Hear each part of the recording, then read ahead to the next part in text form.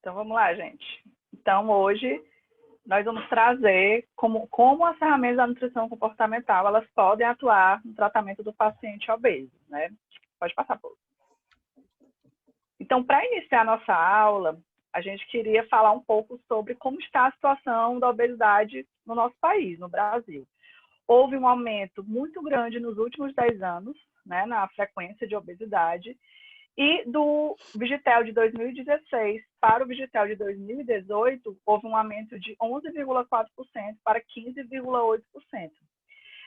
Esses dados eles são do Ministério da Saúde, do Vigitel, que é um estudo que eles realizam a cada 2 anos por telefone, estudo epidemiológico. E os últimos dados que a gente tem é de 2018, né? A gente não tem ainda os dados atuais de 2019 nem de 2020. Nem a POF de 2019 ela não trouxe sobre esse assunto. E o que chama a atenção aqui é que Fortaleza, a Paula aperta, dá um enter, é que além desse aumento que teve, não foi não, né? Foi não? Não, na verdade não tá nem passando. Deixa eu tirar aqui, deu uma travadinha. Peraí. Pronto, agora vai, eu acho. Pronto, Pronto. aí dá um enter. Pronto. Uhum. E o que chama a atenção da gente, né, principalmente a gente aqui no Ceará, é que Fortaleza ela está no segundo lugar do top 5 das capitais em frequência de obesidade, em prevalência de obesidade. Né? Aqui em Fortaleza, 54% da população está acima do peso. Lembrando que esses dados eles consideram o IMC, né, o IMC acima de 25, acima de 24,99, na verdade, e ela está abaixo apenas de Porto Alegre, por 1%, né, que é de 55%. E para a obesidade, que é quando a gente considera o IMC acima de 30, Fortaleza está em quarto lugar, com 18,4%. Esses dados são de 2018, né, como eu disse. A gente não tem dados novos. E aí, isso chama a atenção, principalmente no mundo que a gente está vivendo hoje. Nós estamos vivendo no mundo que a gente chama de mundo fitness, né, onde a informação ela está bem divulgada, está bem disseminada. Quase todo mundo sabe o que é considerado uma alimentação saudável. A gente na nutrição comportamental, a gente até fala muito disso, que às vezes tem informação até demais, né, que já está trazendo maiores problemas, outros distúrbios, mas que mesmo com toda essa informação, mesmo com todo esse compartilhamento de informação, a obesidade ela só cresce. Né? Além das informações, nós temos várias dietas sendo divulgadas, né? Vários tipos de dietas restritas sendo divulgadas. Pode passar, Paula. E aí, chama a atenção porque como é que nunca se falou tanto de dieta, nunca se falou tanto de alimentação, e a obesidade ela só fez crescer nos últimos anos. E aí a gente tem esse questionamento. A própria Obeso, na sua diretriz de 2016, a última diretriz da Abeso, a Associação Brasileira de Obesidade é de 2016, ela já não traz um consenso. Ela já não fecha um consenso de como é que deve ser o tratamento da obesidade, como deve ser trabalhado o processo de emagrecimento para tratar a obesidade. Ela traz ainda a questão da dieta, ela tem os tipos de dietas que ela traz, mas ela defende muito a redução de 500 calorias, seja do JET ou do consumo atual. Ela também não fecha esse consenso. Por quê? Nós, como nutricionistas, sabemos que a obesidade ela tem uma característica multifatorial. E essa multifatorialidade da obesidade, ela traz um caráter individual dentro do tratamento. O que isso quer dizer? Cada indivíduo ele é um ser único com suas questões individuais. E alguns estudos atuais, eles vêm trazendo uma grande contradição, uma grande controvérsia entre ter a restrição alimentar ou não ter a restrição alimentar. Ela vem trazendo que alguns estudos mostraram que controlar essa ingestão alimentar por meio dessas dietas que são consideradas restritivas, elas são atitudes que elas podem desencadear um transtorno alimentar a longo prazo. E falando especificamente do paciente obeso, ele gera todas as tentativas, a gente vai falar um pouco mais na frente, todas as tentativas dessas dietas que não deram certo trazem uma frustração que podem levar a um descontrole na alimentação. Um estudo recente, ele mostrou que, comparando pacientes com restrição, pacientes obesos com restrição, versus pacientes obesos sem restrição, mostrou que os pacientes que não tinham restrição, eles tinham a tendência de comer menos depois de um lanche.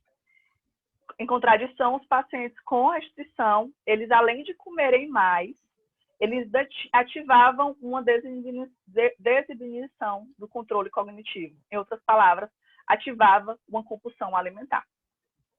E esse controle dessa ingestão, ela é uma das razões pelas quais o obeso ele pode desenvolver uma compulsão alimentar. Pode passar, Paula. E Tice, uma coisa assim, né? Você falou do padrão da redução das 500 calorias. Eu queria até fazer uma pergunta aqui para as meninas que estão assistindo, né? Que estão ouvindo.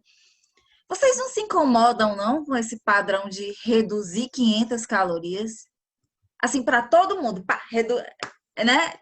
Tratamento paciente obeso reduz 500 calorias. A gente fala tanto, né, de individualização, e aí, de repente, como é que você vai generalizar, né? A gente fala tanto de que cada indivíduo, né, é único, e aí, de repente, vem uma recomendação dessa e você sai, né, reproduzindo, sabe? Automaticamente. Menos 500, menos 500, menos 500.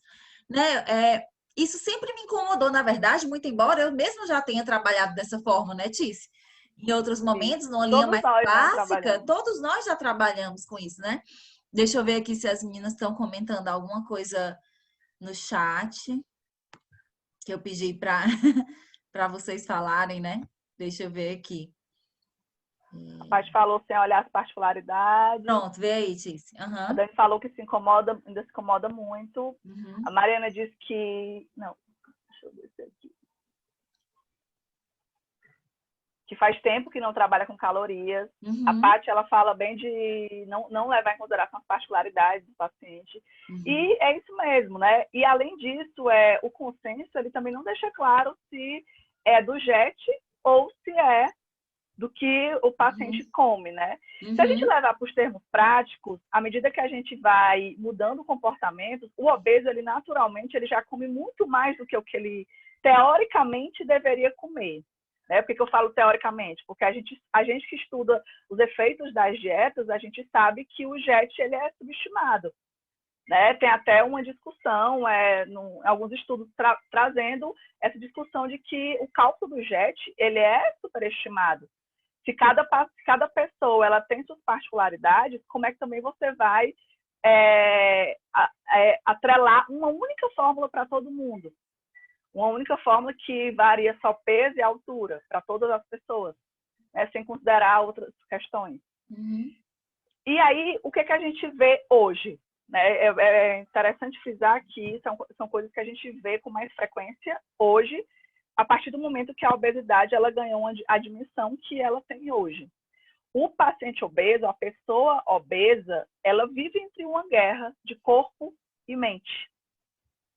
E, além das próprias consequências fisiológicas que as dietas restritas, por que eu falo isso? A maior parte dos obesos, hoje em dia, ele já fez várias dietas restritas e várias tentativas frustradas de conseguir o emagrecimento. E ele ainda sofre, tem aquele sofrimento psicológico que é relacionado ao preconceito social e à discriminação contra a obesidade. E esse preconceito, né, e esse sofrimento psicológico, ele retroalimenta a culpa, que retroalimenta a compulsão alimentar. Além disso, o obeso, característica do obeso atual é de consumir mais alimentos em situação de estresse emocional, principalmente carboidratos, e ele come de forma inconsciente para compensar ou resolver problemas. E é importante frisar que ele come de forma inconsciente. É apenas para calar aquela sensação que ele não sabe identificar. E alguns continuam nas tentativas de restrição energética e, devido a esse fracasso repetido, eles acabam abandonando qualquer tentativa de fazer dieta. O que é que essas considerações elas trazem para a gente? elas trazem que o problema de comer em excesso, o problema da compulsão, ela é muito maior do que um problema educacional. É muito maior do que resolver informação. A maior parte dos obesos, eles sabem tudo que eles deveriam, teoricamente, comer ou não. Se duvidar, eles sabem mais do que a gente, né? Sabe até calorias de todos os alimentos mais do que a gente, porque já vieram de muitas tentativas frustradas. E aqui traz um caráter emocional e comportamental dentro desse processo. Baseado nisso, pode passar, Paula. A gente traz como alternativa, e não vou dizer que seja a única alternativa, para não criar mais um padrão, né? Mas a gente, como nutricionista comportamental, a gente traz como alternativa para o tratamento desse paciente a nutrição comportamental, que seria uma tentativa diferente e seria uma tentativa, um tratamento baseado no comportamento, baseado na mudança de comportamento, levando em consideração todas as questões individuais do paciente, né, da pessoa. A nutrição comportamental, ela pode trazer esse tratamento de forma diferente por várias questões, e eu vou citar aqui algumas. A primeira de todas é superar o foco no peso. O peso, ele é gatilho para pessoas que têm transtornos alimentares e é gatilho para pacientes obesos, principalmente aqueles que já vêm de tentativas frustradas de restrição alimentar. Quando ele é muito focado no peso e ele considera que ele pode fazer que ele se esforça muito, faz muita atividade física, restringe os alimentos ou faz qualquer outro tipo de terapia, e ele não vê a mudança no peso, ele se sente frustrado e quer abandonar o tratamento. Então, um dos trabalhos da nutrição comportamental é tirar esse foco do peso, desde que a gente considere que o peso ele é um gatilho, né?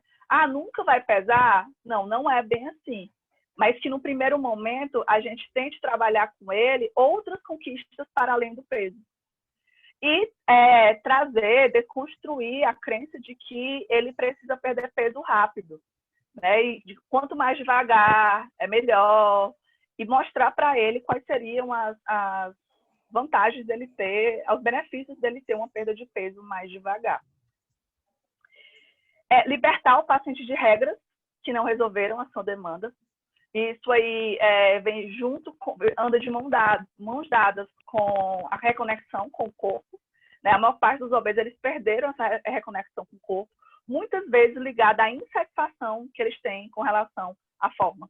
Né? Muitos obesos, eles têm uma insatisfação muito grande. E essa insatisfação também retroalimenta a compulsão alimentar. Vai conduzir os pacientes a ampliarem seu autoconhecimento. Devido a essa insatisfação grande que eles têm consigo mesmo, eles acabam se distanciando de si. E aí eles não se apropriam do próprio corpo, sendo guiados sempre por regras externas. Vai ajudar a promover o melhor manejo desses episódios de compulsão alimentar e como é emocional, à medida que ele torna consciente o papel que aqueles alimentos têm, que torna consciente o sentimento, o que ele realmente está sentindo, à medida que ele aprende a diferenciar o que é fome física e o que é fome emocional, além de guiar o paciente na valorização do prazer em comer, que é diferente de buscar o prazer na comida. A maior parte dos obesos, como eu disse, ele tenta anestesiar, ele tenta diminuir aquela sensação comendo. E aqui a gente vai no movimento contrário, que é de valorizar o prazer em comer. Que né, Tícia, algo que eles não esperam que o nutricionista vá fazer. Né? É muito comum as primeiras palavras dos pacientes serem assim, eu já vim aqui ontem, eu já me preparei, porque eu sei que você vai cortar um monte de coisa, né? Que você vai me proibir um monte de coisa. E eles ficam em choque quando a gente vai na contramão disso daí, né? Isso, exatamente. E as próprias ferramentas, à medida que a gente vai ampliar o autoconhecimento, a gente conduz à melhora da autoestima, que é extremamente importante. Eu e a Paula, né, Paula, nos nossos programas, a gente sempre diz que a autoestima, o resgate da autoestima, ela tem que andar de mão dadas nesse processo, assim como o autoconhecimento, porque, como eu disse, a maioria deles, eles têm insatisfação, né, satisfação relacionada à forma, e essa insatisfação relacionada, ele projeta no corpo. e acaba projetando na comida, mas na verdade a insatisfação dele é consigo mesmo. A frustração de não conseguir emagrecer, né, o próprio sofrimento psicológico que é gerado pela discriminação, pelo preconceito com relação à pessoa obesa. Então, trabalhar a autoestima ela é fundamental dentro desse processo de trabalhar com o paciente obeso. Pode passar. E aí, a gente traz aqui as ferramentas, né, que a gente gosta muito de separar em teorias e modelos, né, em técnicas, teorias e modelos, que a gente utiliza dentro de uma consulta, dentro de uma terapia nutricional, né, que a gente gosta muito de chamar de terapia nutricional. Nós temos modelos que a gente gosta de chamar de métodos, né, são métodos que é a entrevista motivacional, a terapia cognitivo-comportamental e o aconselhamento nutricional, que são métodos de conduzir as consultas. Não existe uma especificação de quando utilizar cada uma. Existe o processo da consulta, e aí, dependendo da demanda de como o paciente traz, é que a gente vai trabalhando esses modelos e esses métodos, né? A entrevista motivacional, ela é muito utilizada para despertar a motivação intrínseca, principalmente a intrínseca do paciente. Ela é muito bem-vinda quando a gente está trabalhando a ambivalência, né? Quando o paciente, eu quero mais, né? Aquele tal do Deus me livre, mas quem me dera, né? Um lado dele quer, outro lado não quer, né? Não quer. É aquele, eu quero, mas vai dar muito trabalho. Eu quero, mas isso aí é muito difícil.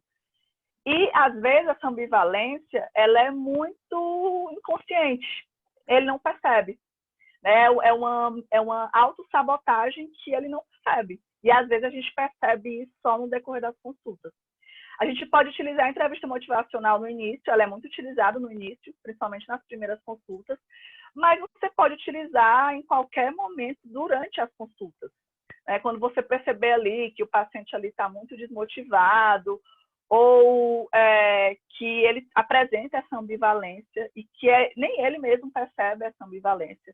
É interessante trazer para a consciência e você utilizar as ferramentas da entrevista motivacional. A terapia cognitivo-comportamental e a entrevista motivacional, elas são baseadas no modelo de aconselhamento nutricional, né, que é uma forma de terapia, uma forma de condução das consultas de terapia, que é baseada no acordo entre paciente e terapeuta. Né? O paciente, o cliente, ele é um participante ativo dentro da consulta. Né? Ele desmistifica aquele modelo que a gente tem da nutrição tradicional, que está aqui o profissional e o paciente, onde o profissional ele impõe regras. E dentro do aconselhamento nutricional, a Paula vai falar um pouco mais no final, ele traz muito essa questão de colocar o paciente como o ator principal dentro do tratamento. Né?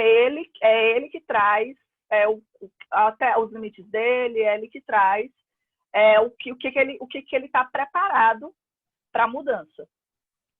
Na entrevista motivacional, a gente também leva em consideração o modelo que a gente conhece como modelo transteórico do comportamento alimentar, né? Em que fase do comportamento alimentar o paciente está? Que vai desde a pré-contemplação, contemplação, ação e a manutenção. Não, preparação, ação e a manutenção. E nem sempre esses estágios eles vão estar claramente para ele nem para a gente. Né? Então, a gente vai ter que conseguir identificar em qual estágio ele está. E uma outra coisa importante é que ele pode estar em um estágio para um tipo de comportamento e em outro estágio para outro tipo de comportamento. Ele não é uma coisa generalizada. Ele pode estar no estágio de preparação para a atividade física, mas pode estar no estágio de pré-contemplação para consumir frutas. E além desses comportamentos, desses pequenos comportamentos de mudança, identificar o estágio que ele está dentro do tratamento, dentro de todo o tratamento. Em cada estágio de mudança de comportamento, a gente utiliza uma estratégia específica. Mas dando um exemplo para vocês, uma estratégia que a gente utiliza muito na entrevista motivacional e que ajuda muito na ambivalência é os prós e contras daquele tipo de comportamento ou da mudança de uma maneira geral. A terapia cognitivo-comportamental, que é a TCC, ela vem da psicologia, né? O método da psicologia, e que ela é baseada em desconstruir crenças e ressignificar comportamentos a partir do que o paciente conhece, que é o cognitivo, né, que são as crenças dele, e a partir dos comportamentos. A TCC, ela é como se fosse o carro-chefe dentro do tratamento, porque ela é o que a gente usa em quase todas as consultas, né? A gente é como se a gente se baseasse a consulta da terapia pela TCC, apesar de utilizar ferramentas da entrevista motivacional e do aconselhamento nutricional.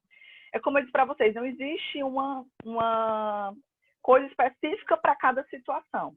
Existe um momento onde você vai utilizar a ferramenta mais propícia para aquela demanda, né?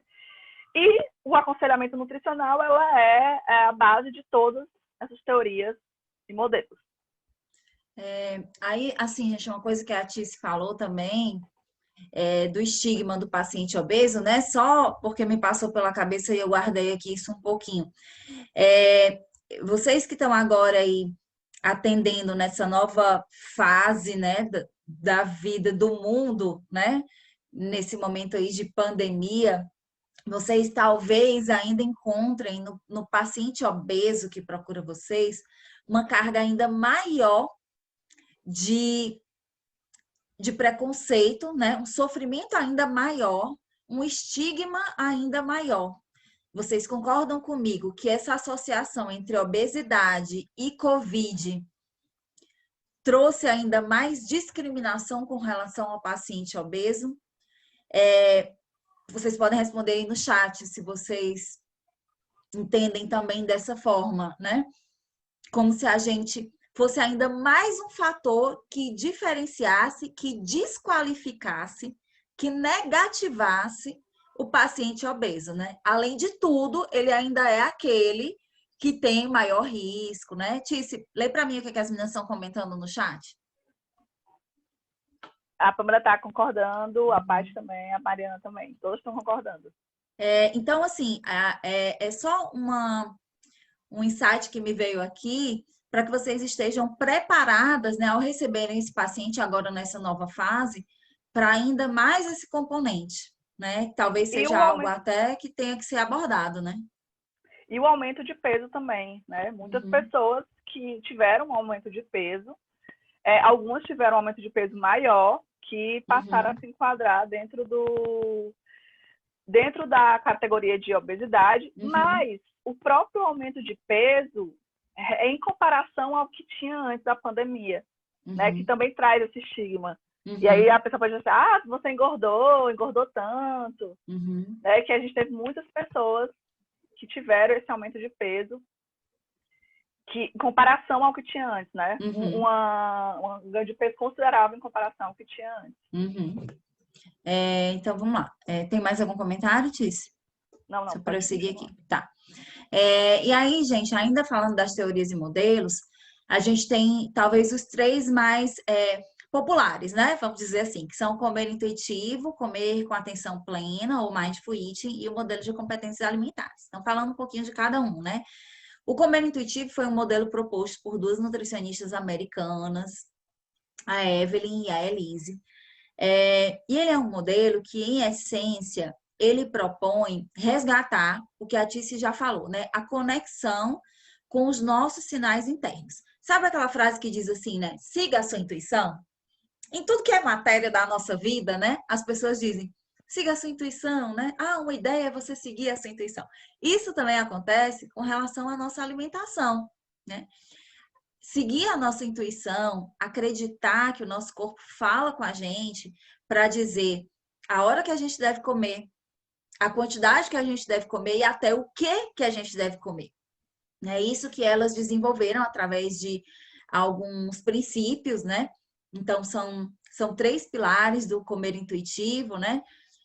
desenvolver a permissão incondicional para comer, né?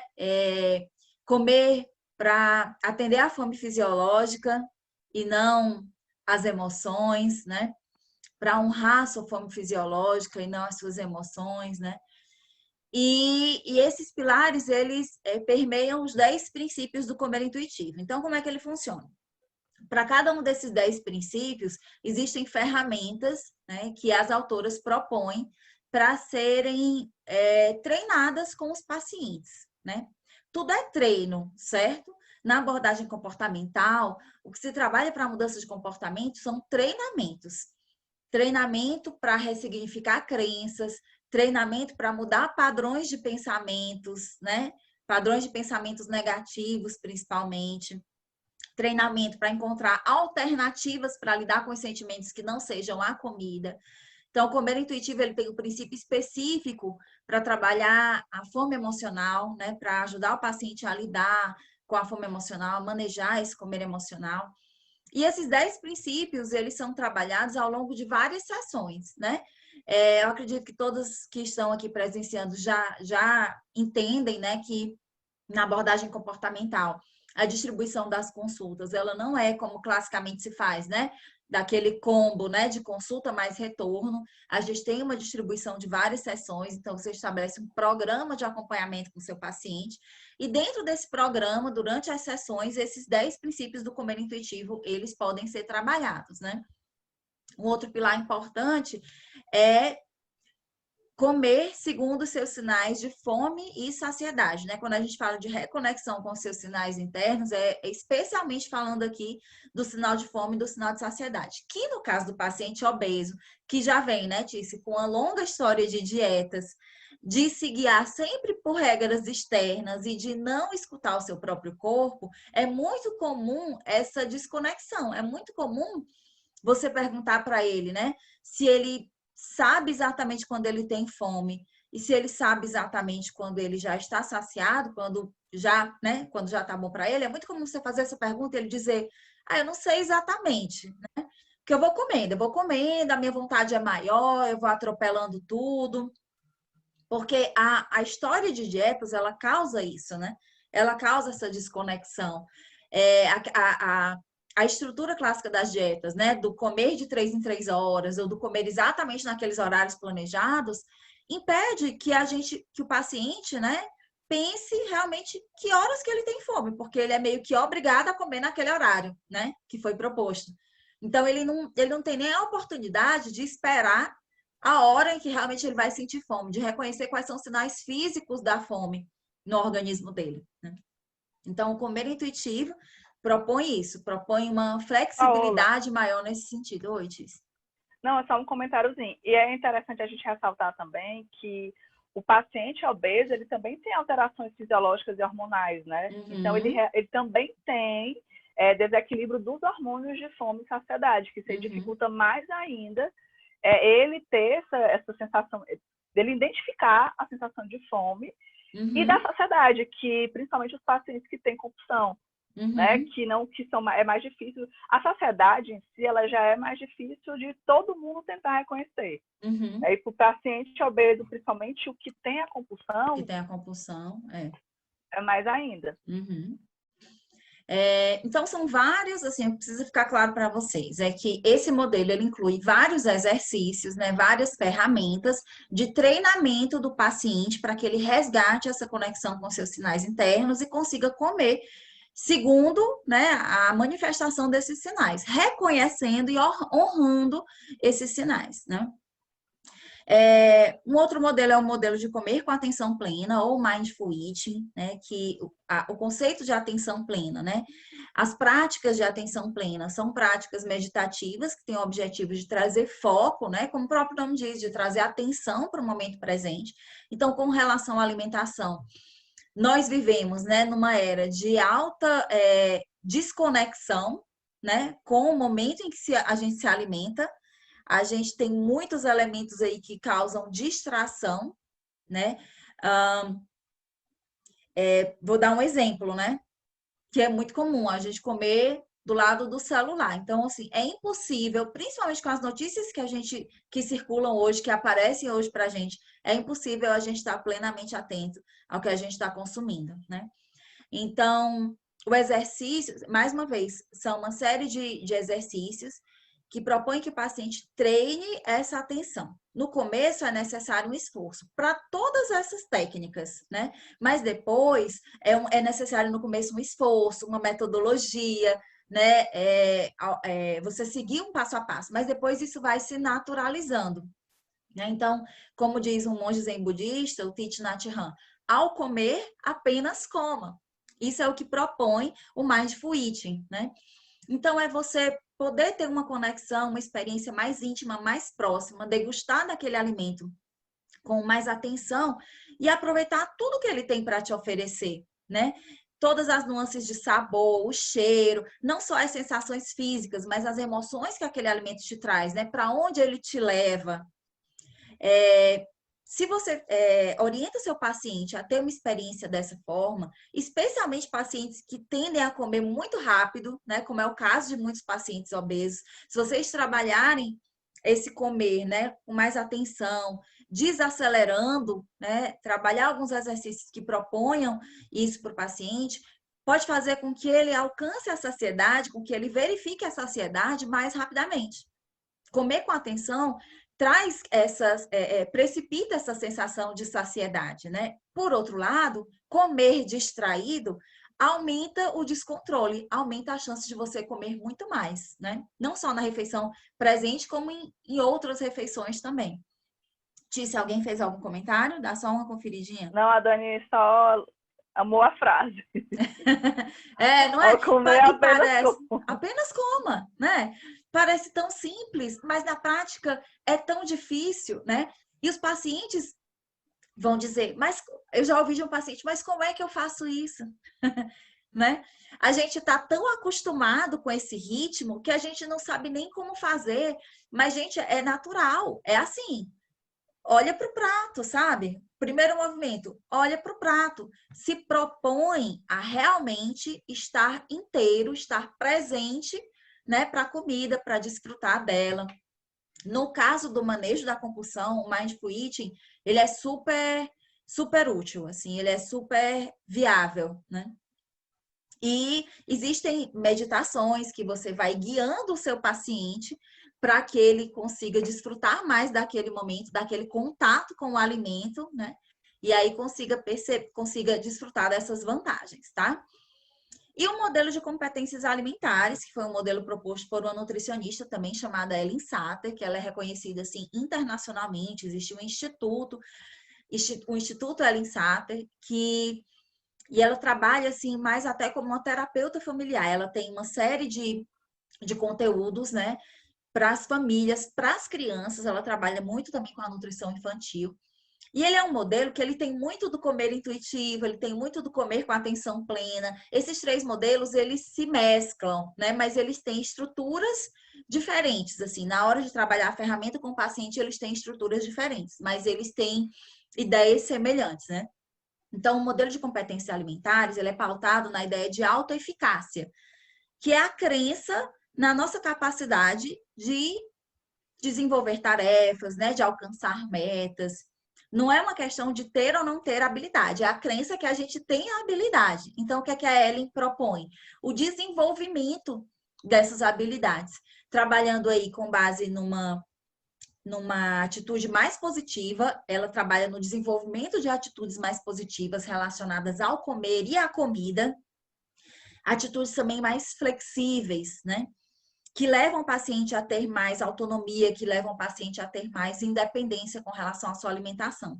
E um diferencial para os outros dois modelos anteriores é que no modelo de competências alimentares, ela trabalha questões do contexto alimentar, do gerenciamento do contexto alimentar, que são coisas que a gente até já faz nos nossos atendimentos, né? Mas ela tem uma sequência, né, muito bem estruturada para ajudar o paciente, com questões de orçamento, né? Vocês já pensaram assim nas dietas, né, que vocês lançam, né, nas prescrições que vocês lançam, quem ainda trabalha com prescrição?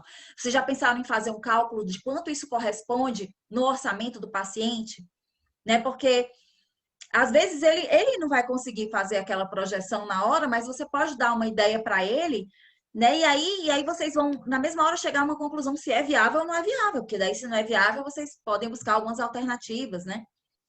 Então, esse gerenciamento financeiro, gerenciamento de tempo, das pessoas precisarem planejar, né? A Ellen, ela trabalha propostas de planejamento, planejar o seu tempo para fazer as suas refeições. Se você vai passar muitas horas do dia fora de casa, como é que você vai se organizar para levar o alimento, para ter esse recurso em mãos, né? Planejamento de como você vai adquirir, estocar, preparar o alimento. Então, ela traz também muitos recursos nesse sentido, certo? E tudo isso dá para a gente trabalhar ao longo das nossas sessões. Espera aí, que eu acho que travou aqui de novo. Enquanto tu ajeita, só reforçando isso que a Paula disse, né?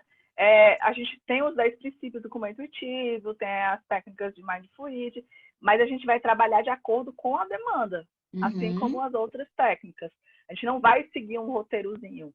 Por isso que o terapeuta, o nutricionista, ele tem que ter o feeling para saber, ele tem que ter domínio dessas teorias, desses modelos, para ter o feeling do que ele vai utilizar no momento da consulta.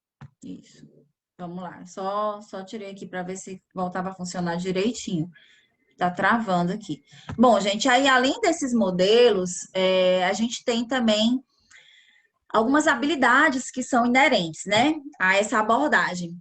E aí, a nossa dica para vocês é assim, se autoavaliem com relação a isso, né? Como vocês estão, enquanto nutricionistas, a respeito dessas características, né, dessas competências aí.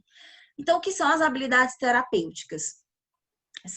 É a maneira como você enxerga a dor do paciente, né? É a maneira como você exercita a sua compaixão, né, perante a dor do paciente. É o poder de desenvolver verdadeiramente a empatia, né, a colaboração ativa. É você ter o desejo real, né, e concreto de ajudar o seu paciente. A gente inclui aqui um elemento importante do atendimento em saúde, que é a humanização. Que a gente já falou aqui em outras oportunidades, que não é para ser exclusivo do nutricionista, né? E nem da abordagem comportamental. A humanização é um elemento que deve estar presente, né, no dia a dia de qualquer profissional da saúde. Então, o quanto você está preparado, né, nesses quesitos.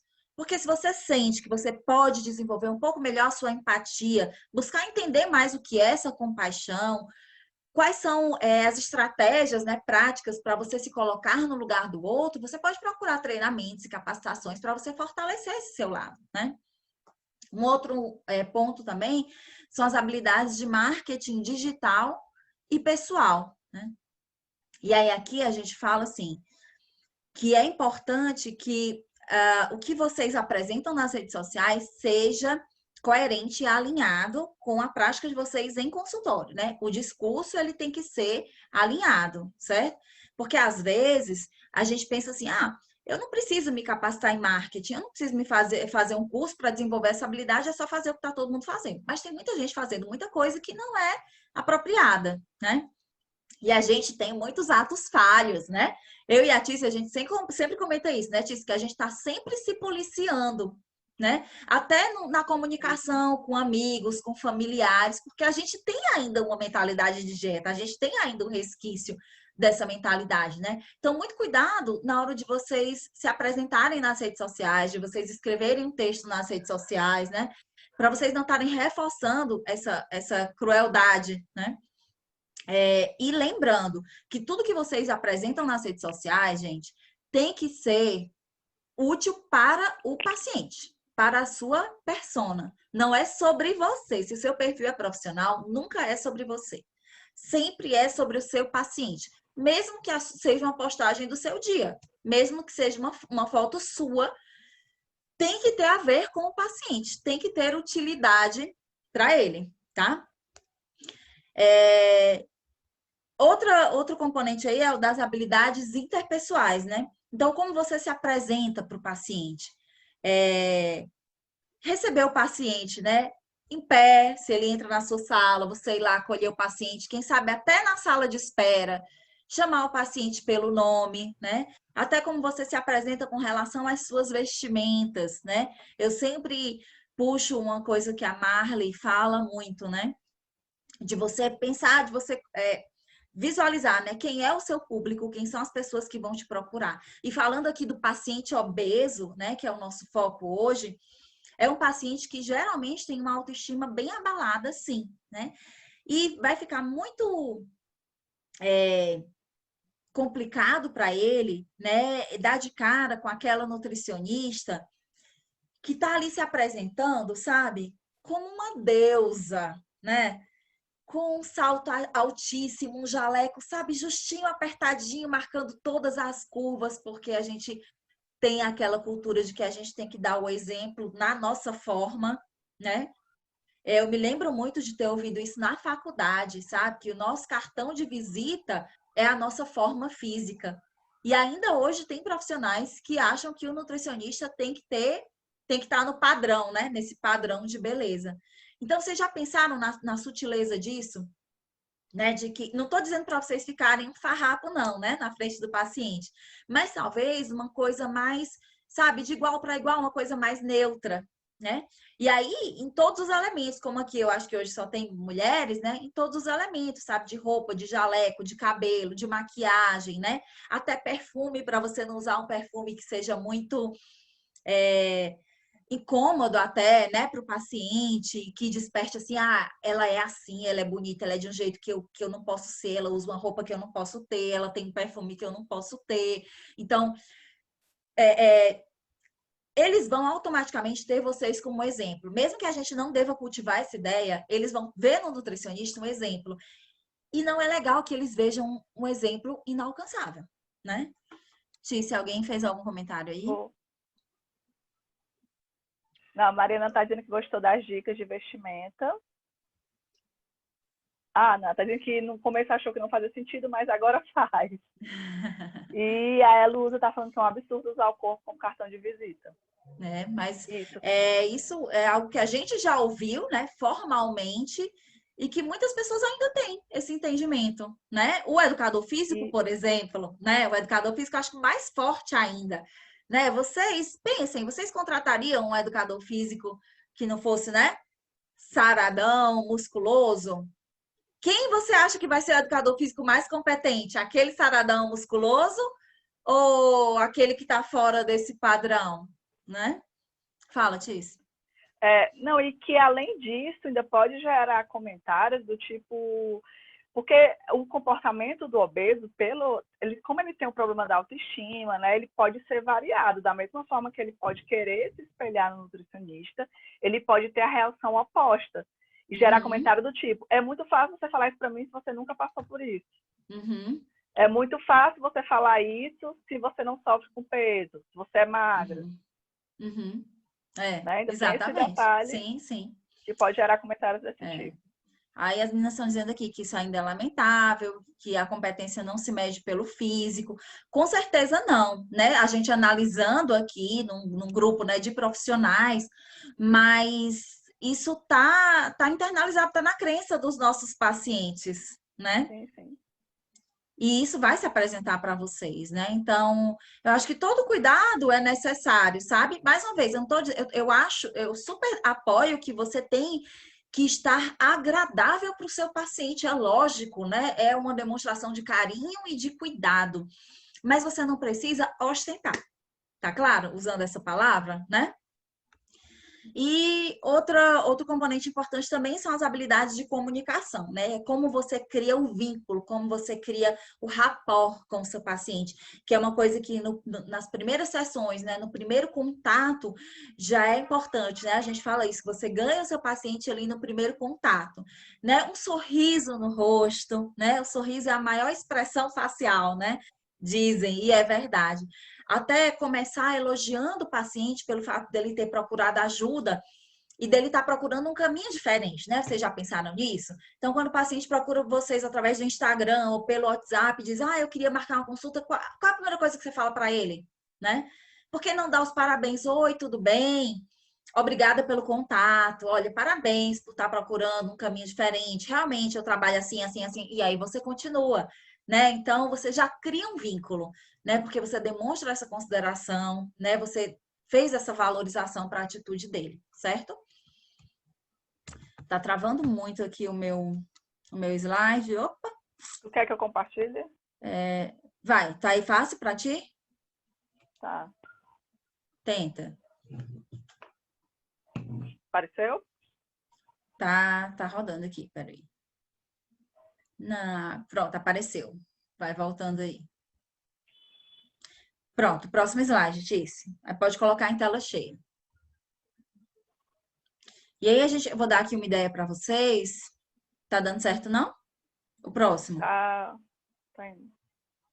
Eu vou dar uma ideia para vocês aqui de como a gente estrutura as consultas, né? Para atender a esse paciente.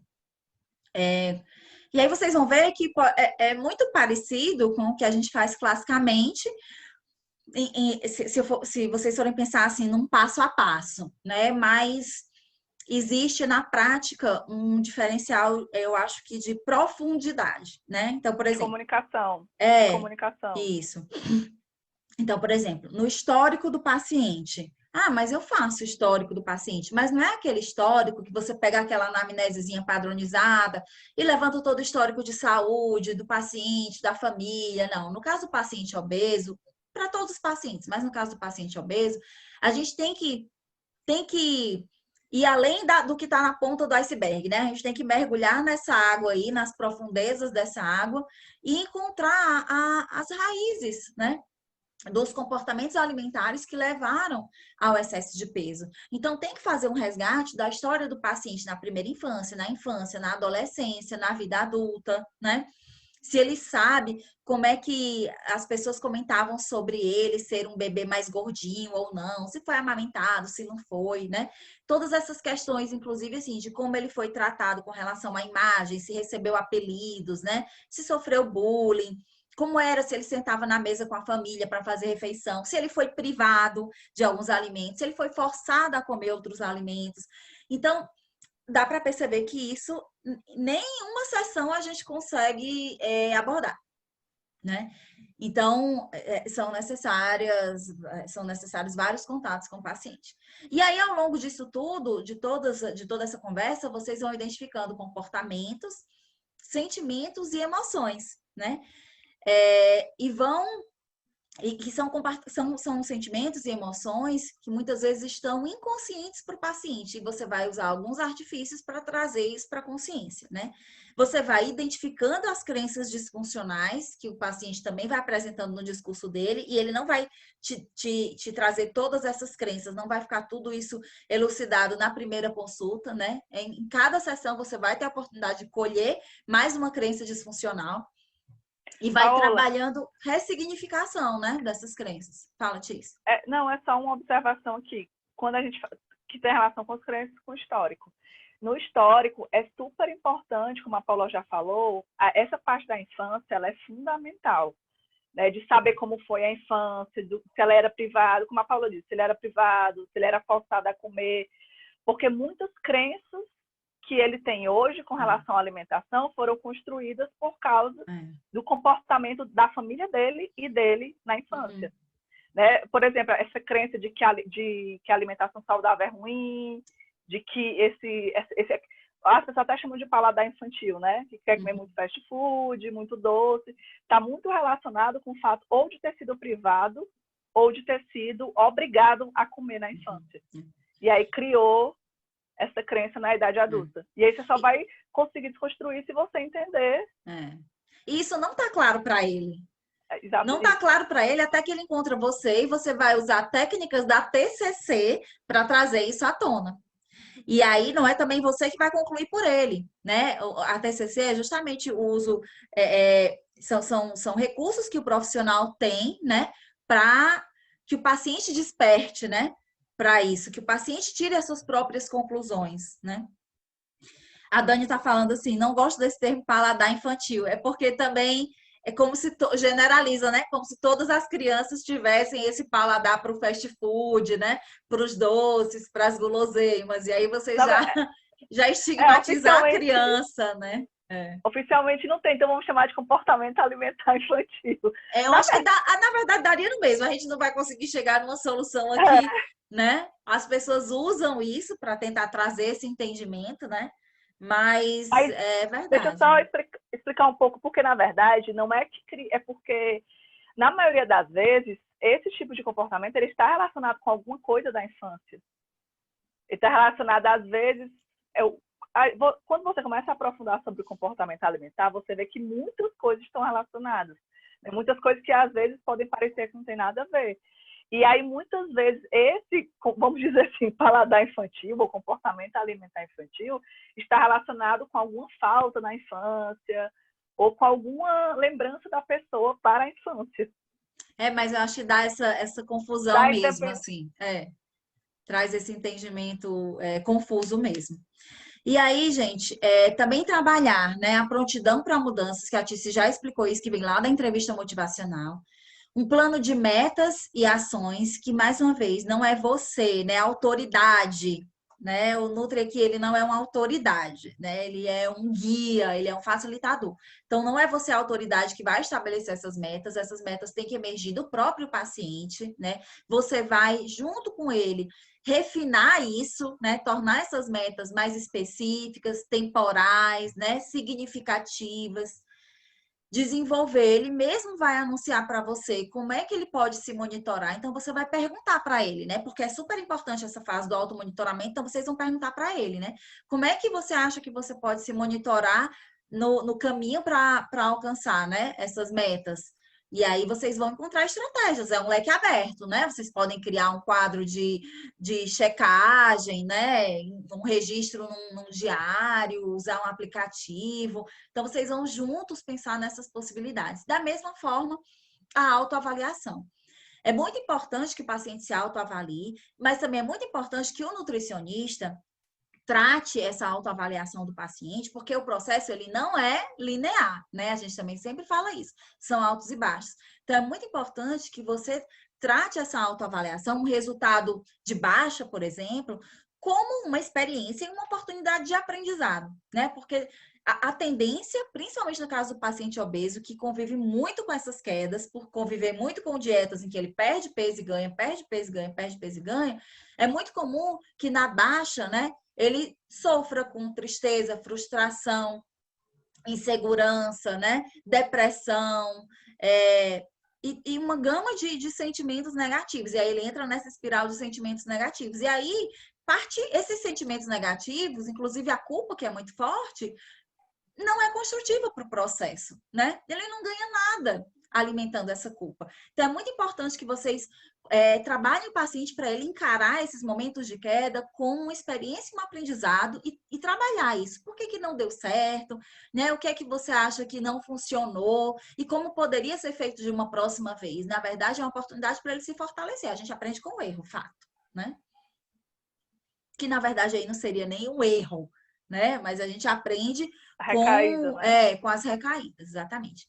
E aí também, para deixar mais palpável e mais prático para vocês entenderem, eu coloquei aqui alguns discursos, né? Que é muito comum na abordagem clássica do paciente obeso da gente usar, né?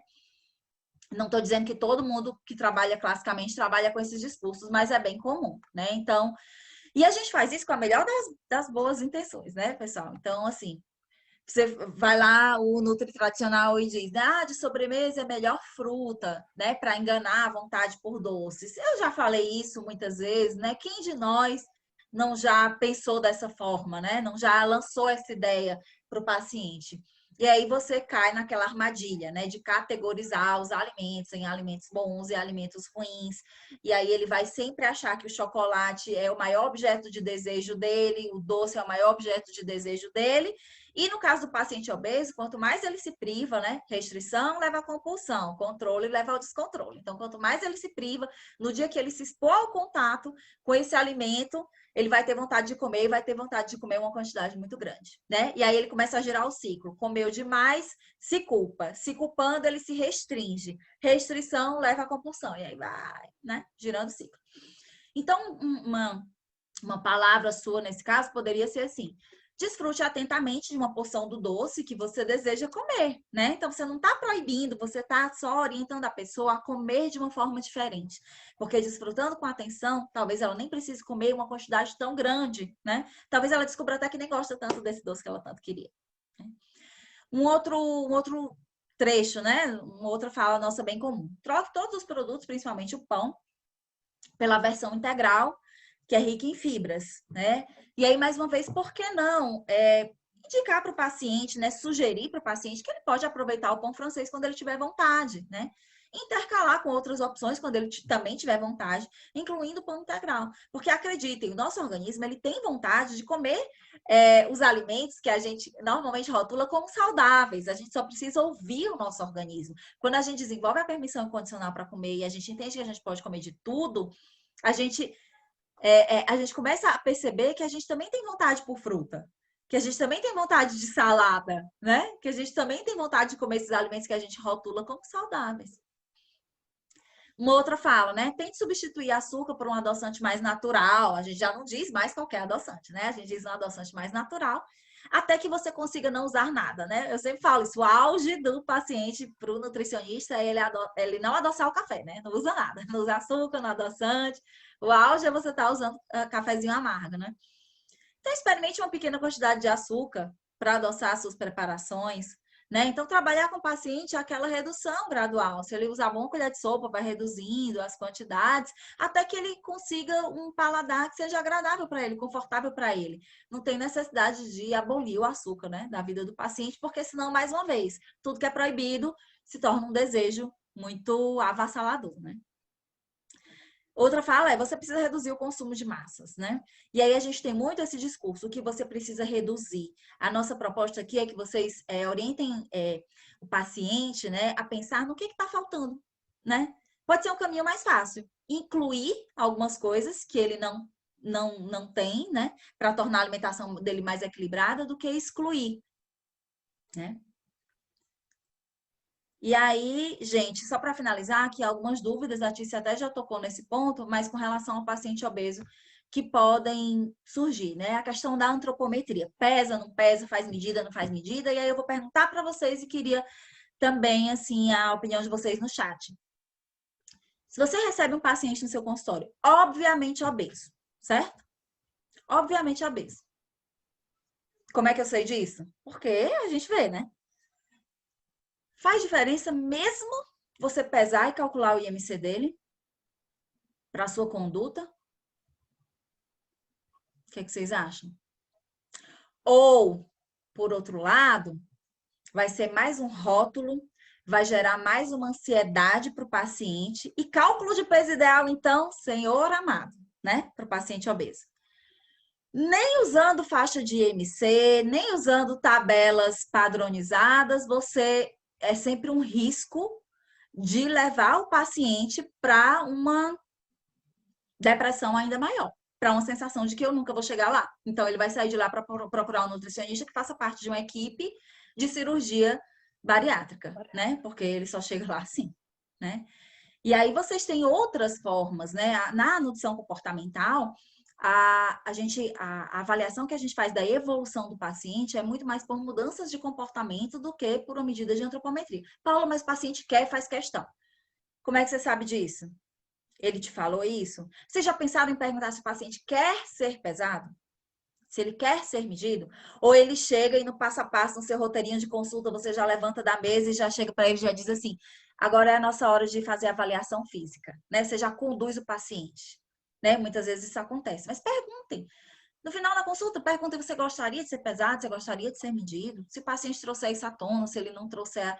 E assim, você tem outras oportunidades também, não precisa ser na primeira consulta, né? Você não precisa, você não depende dessa informação, certo? Paula, a Mariana que ela trouxe uma informação que do home office, que isso aí ajudou muito o entendimento de que não tem necessidade. Olha só, é verdade. É verdade. A gente teve que se reinventar, né, nesse período e a gente está provando para a gente mesma, né, que não precisa. É muito verdade.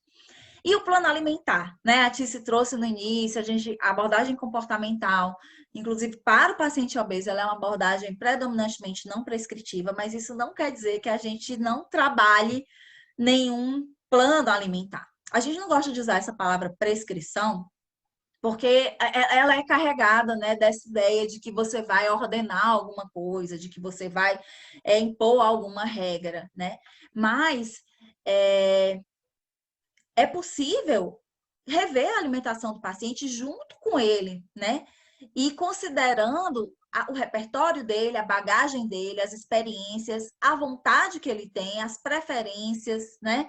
E aí, junto com ele, você pode perguntar, você não vai pegar, né, o café da manhã dele, vai dizer, olha, aqui tá ruim isso, tá bom isso. Você vai perguntar para o paciente, o que é que você acha que você pode melhorar aqui? Você sente falta de alguma coisa? Como você avalia essa composição aqui da sua refeição? E aí vocês vão construindo, né, outras possibilidades, tá? A gente considera que isso é um exercício de planejamento da sua alimentação, mas não é aquela prescrição rigorosa em que todo dia a pessoa vai fazer café da manhã às 7h30, lanche às 9h30, almoçar à meio-dia, porque nem todo dia a gente tem fome na mesma hora, né?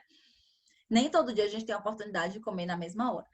Então, para o paciente obeso, isso é ainda mais importante, tá? Porque vai mostrar para ele uma liberdade, uma flexibilidade que ele nunca teve. Então, ele vai iniciar essa jornada com um pensamento muito mais positivo. E isso é muito motivador, né? Porque senão ele vai te procurar, imagina, né? É mais do mesmo, né? Então, não sejam para os pacientes obesos mais do mesmo, porque eles sempre ele já vem de, sei lá, 10, 20. Ontem eu atendi uma paciente que a gente estava fazendo uma tabela de quantas dietas ela já fez na vida, né? E ela lembra que dos 15 anos para cá, a gente contabilizou. Foi lindo fazer a história de vida dela. E de 15 anos para cá, ela já fez 30 dietas. Mais de 30 dietas. E hoje ela tem 35 anos, né? Então, é uma história muito grande. Eles já fizeram, já experimentaram de tudo, né? Quando você tem um trabalho diferente, isso aumenta a motivação deles, com certeza. Entendido? E levar em consideração também o incluir, né? Do que o excluir. O incluir, exatamente. Do que o Exatamente. Excluir. Então, acho que é isso, né, Tice? Que a gente tinha de conteúdo para vocês hoje. Tá claro que é algo muito complexo e não dá para a gente, né, esgotar aqui numa hora de masterclass, mas a gente volta nesse tema que a gente sabe que é super, assim, é uma demanda bem grande, né, de todo mundo. E é uma grande dúvida, né? É uma grande dúvida, assim, de como trabalhar o obeso, que a gente sabe que realmente tem obeso que tem risco. Isso. A verdade é que existe o obeso metabolicamente saudável, mas a gente sabe que tem o obeso que tem mais risco. E aí a gente trouxe para vocês. E outra coisa, gente, é possível trabalhar, a gente está dizendo aqui para vocês rasgarem a dietoterapia, não, viu? É possível trabalhar todas as indicações dietoterápicas de situações específicas, né? Um obeso diabético, é um obeso que tem doença renal. É possível trabalhar isso com o comer intuitivo, é possível trabalhar isso com a atenção plena, tá? E aí... o grande questionamento aqui, gente, é a questão da restrição alimentar mesmo. Porque quando a gente fala paciente obeso, todo mundo já liga a restrição alimentar. Né? Existe ainda estudos mostrando que é o déficit calórico que emagrece. Eu falo estudos porque isso não é um consenso. Não existe um consenso que é o déficit calórico que emagrece. Existem alguns estudos falando isso e alguns profissionais defendendo isso. A própria diretriz da obesa é uma diretriz, não é um consenso. Exatamente porque não existe um consenso. E a diretriz, ela já traz também os aspectos comportamentais. Ela já traz a abordagem comportamental como uma forma de terapia, como forma para tratamento. É isso aí. A gente queria deixar para vocês as nossas redes sociais, né, Tícia? Pode passar aí o próximo slide. Então, vocês podem encontrar a gente e trocar figurinhas com a gente pelo Instagram. O teu que travou? Oi. Vamos ver aqui. Deixa eu tentar. Posso tentar de novo aqui. Tu tá tentando? Peraí. Tá. Então, vocês encontram a gente. Obrigada, meninas, pela participação, tá? A gente sabe que o dia a dia é corrido e vocês terem feito essa pausa aí para acompanharem aqui a gente. Super, super obrigada, tá? Tá aí, vocês encontram a gente nesses canais. E a gente queria também lançar em primeira mão aqui para vocês, tá? O nosso próximo grupo de estudos A Paty até participou da primeira turma, né? A Paty e a A Pamela. Pamela também. Então, a gente vai começar no dia 29 e por conta do recessozinho de final de ano, a gente vai se estender até o dia 21, né, de janeiro. Então, começa agora, dia 29 de outubro, e a gente vai se estender até 21 de janeiro. Vão ser 11 semanas para vocês aprofundarem o conhecimento de vocês nessa nutrição comportamental, nessa nutrição mais integrativa. Tá aí a Paty recomendando. É um grupo bem legal, gente, bem legal mesmo. Isso. Vocês podem fazer as inscrições no link que está na nossa bio, tá? Também através do nosso site, quem preferir, mas lá no link da bio tá bem direitinho. Estudante pode, Nájila perguntou, é para profissionais e estudantes. Então, a gente tem discussões de caso, a gente tem atividades práticas, a gente tem muita troca, né, de experiência, a gente é um grupo assim que eu acho que abre as possibilidades para vocês trabalharem com essa abordagem, né? E a gente tem a nossa comunidade da Alisa Pro, em que vocês vão sendo guiados a respeito das atividades, tá? A gente planejou isso com muito carinho e esperamos que vocês participem, né? E divulguem por aí também, tá bom? Qualquer dúvida, estamos à disposição. Muito obrigada pela presença. Um beijo e até a próxima. Beijo. Tchau, gente. Valeu, gente.